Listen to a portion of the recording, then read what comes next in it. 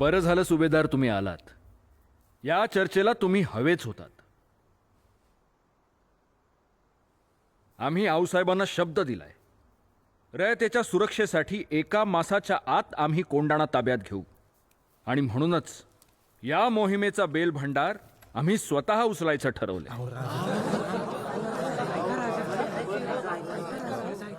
एवढी मोठी गोष्ट अन तुम्ही मला अवतान का नाही धाडलं? अहो, तुम्हाला अवताण धाडायलाच तर नायकांना आम्ही पाठवणारच होतो. पण तुम्ही औचित कसे काय आला तान्हाजीराव? हा. राज, आपण का अवतान धाडणार त्यासनी? त्यांच्या लिओकाचं म्हणजे रायबाचं लगीन काढले त्यांनी, याचा अवतान घेऊन सण आले तिथे.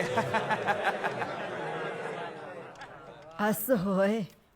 रायबाचं लगीन आणि सून कुठली? आऊसाहेब, का उगा विषय बदलताय? आपल्या लेकराशी असं वागतात वय?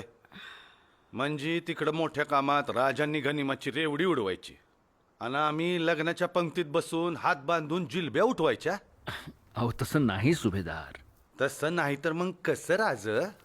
मला वाई सांगा तरी, असं काहून मला वगळून मसलत बसलीया? अहो, तुमच्या घरी मंगल कार्य का हाडलं? राज, सौराज्य परीस मोठं मंगल कार्य कंच.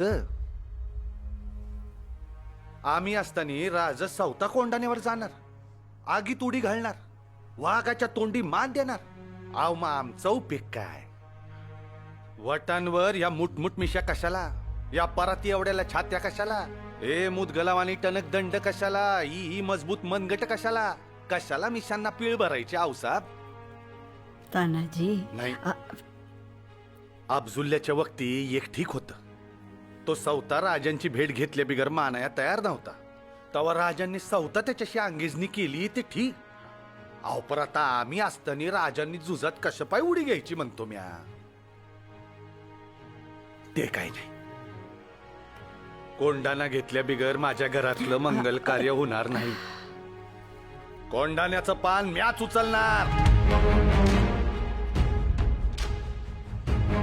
काय गाड्या हो? पण तान्हाजीराव, रायबाचं लगीन.